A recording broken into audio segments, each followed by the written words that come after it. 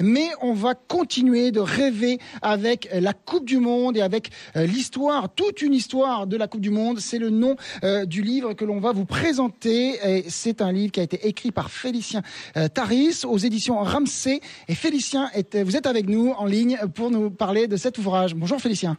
Bonjour Jean-Louis. Jean-Marie, c'est vrai que ça devait être Jean-Louis seulement. Voilà, c'est pour ça. Mais Jean-Louis nous fait un salut et on le salue aussi en cet après-midi. Alors c'est vraiment bonjour à tout le monde. Bonjour et vraiment un superbe bouquin qu'on a là avec nous. D'ailleurs, vous auditeurs, on vous le fera gagner ce livre durant la Coupe du Monde, toute une histoire donc de Félicien Taris aux éditions Ramsay, des textes magnifiques, abordables aussi, pas mal d'anecdotes, énormément de photos superbes et rares, 300 photos dans cet ouvrage. Alors, comment est venue cette idée de réaliser ce bel objet ? Alors, ça remonte déjà il y a 3 ans, puisque j'ai commencé mon premier livre dans la collection Toute une histoire, racontant le premier France All Black, toute l'histoire des France All Black, comment c'était arrivé. Après le Crunch, le France-Angleterre, toute une histoire. Et en amont de cette Coupe du Monde, moi-même, il y a des choses que j'ignorais en tant que passionné, parce que évidemment, je ne suis pas journaliste. Et j'ai eu envie de me d'écrire un livre qui est accessible à moi, et ça veut dire accessible à d'autres personnes qui sont passionnées, c'est-à-dire quelque chose qui va être agréable à lire, qu'on va comprendre facilement. On n'est pas obligé d'être un technicien du rugby pour comprendre que le rugby, que la Coupe du Monde est née en 87, mais dans les années 70 déjà on parlait de cette Coupe du Monde, que ça a mis un peu de temps, que c'est à l'initiative des Français, mais comme ça venait d'idées françaises, il fallait surtout pas, parce que voilà, le rugby board à l'époque disait ah non, c'était les Anglais qui maintenaient le rugby, donc on disait non, faut pas que ça soit une idée française. Voilà. Et au fur et à mesure, j'ai trouvé que à chaque compétition, il y a des événements, il y a des matchs emblématiques. Souvent, la France fait partie de ces matchs-là. Et voilà. Donc, j'ai eu envie, au travers de très très belles photos, certaines sont très rares et d'autres sont déjà connues par le grand public, et des textes, une narration de chaque Coupe du Monde. C'est-à-dire que on retrace depuis 87 à aujourd'hui la Coupe du Monde, mais vraiment avec chaque compétition est décrite avec passion, c'est-à-dire que ça pouvait être un supporter qui se retrouvait sur la touche ou dans les gradins, qui pouvait dire ah mais c'est vrai, j'ai vécu ça. Voilà, j'ai voulu que ça soit dans un ton narratif, ce que j'arrive à maîtriser. Voilà. Alors Félicien Taris, les gens doivent se dire Félicien, oui évidemment, mais vous êtes le Félicien que Love Story numéro 2 a rendu célèbre, mais vous êtes aussi un producteur, un joueur et passionné de rugby. On le voit vraiment à travers ce très très bel ouvrage, la Coupe du Monde de rugby, toute une histoire, donc le 3e opus de la série Toute une histoire, après les France All Black et les France-Angleterre, de documentaires aussi sur les All Blacks, cette équipe qui nous fait vraiment rêver, un rappel aussi de tous les résultats, de tous les matchs depuis le début, compétition par compétition en fin de livre. C'est vraiment très riche, surtout pour nous journalistes. Combien de temps il vous a fallu pour réaliser ce travail ? Alors ça dépend. Je travaille dès que je suis. Des fois, j'ai la page blanche parce que je ne sais pas quoi écrire. J'ai envie de trouver la première phrase qui va faire. Ça commence toujours pareil. C'est la Coupe du Monde, toute une histoire. Alors je mets en temps et en heure, c'est-à-dire parce que j'écris tout d'un trait, sans correction. Je mets à peu près 1 mois et demi.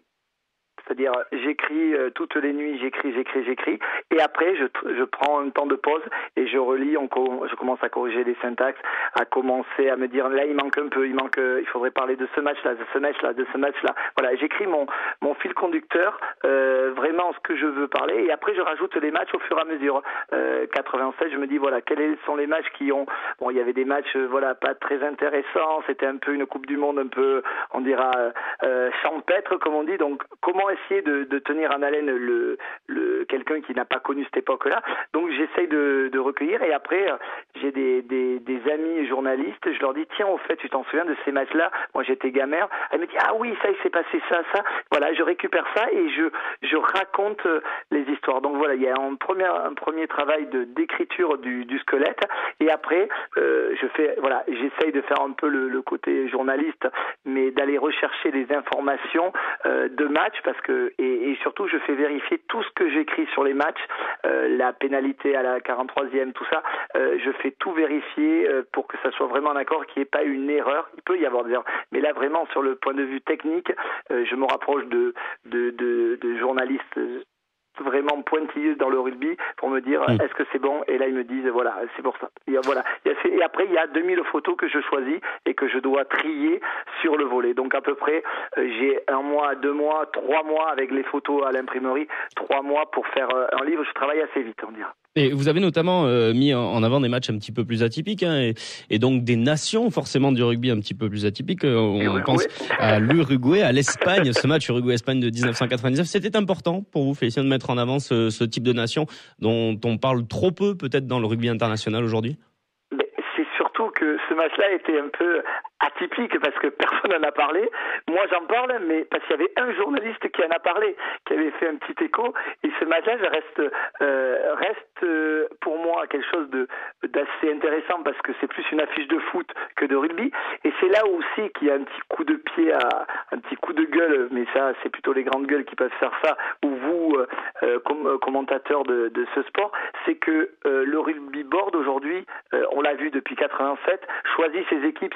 Alors évidemment aujourd'hui il y a les compétitions, les nations, les pays qui essayent de se qualifier, mais il y a quand même 8 nations, 9 nations qui sont là, qui sont sûres d'être là à toutes les coupes du monde. Et je parlais de l'Uruguay et l'Espagne, à ce moment-là, on les a presque dégoûtés de participer à cette Coupe du Monde, de leur dire dans 4 ans revenez pas, tout ça, tellement qu'on les avait mis au fin fond. Donc ça c'était l'anecdote, au fin fond d'une campagne. Et je me dis que je trouve qu'on n'ouvre pas assez les frontières avec ce rugby professionnel. Je trouve que le rugby des champs à l'époque, moi quand je l'ai connu, avait plus d'ouverture, tout le monde pouvait jouer. Aujourd'hui on dirait que c'est devenu presque un côté des élites, que toutes les nations ne peuvent pas rentrer dans le rugby, et c'est dommage parce que c'est contraire à l'image et aux valeurs du rugby qui sont comme je prends l'exemple des All Blacks. Les All Blacks, quand un enfant naît, on lui donne un ballon et c'est la passe, c'est la transmission de ce qu'ils ont connu. Et je trouvais par rapport à ce match, évidemment on peut y rentrer dedans, c'est que je trouve que au niveau rugby mondial, on coupe certains pays qui ont peut-être des joueurs d'exception ou une culture qui peuvent amener, comme ces pays latins. L'Argentine a mis du temps, et là c'est vrai que l'Espagne et l'Uruguay ont envie de participer, et je pense qu'on les aide pas assez. Mais ça c'est un point de vue extérieur de quelqu'un qui aime cet ancien rugby, on dirait. Et ça compte évidemment. Allez, on vous conseille de vous jeter sur cet ouvrage, La Coupe du Monde de rugby, toute une histoire, aux éditions Ramsay par Félicien Taris. Merci beaucoup Félicien de votre intervention dans cette émission. Et on rappelle que durant toute la Coupe du Monde, sur Sud Radio, radio officielle de la Coupe du Monde, on vous fera gagner, chers auditeurs, ce livre.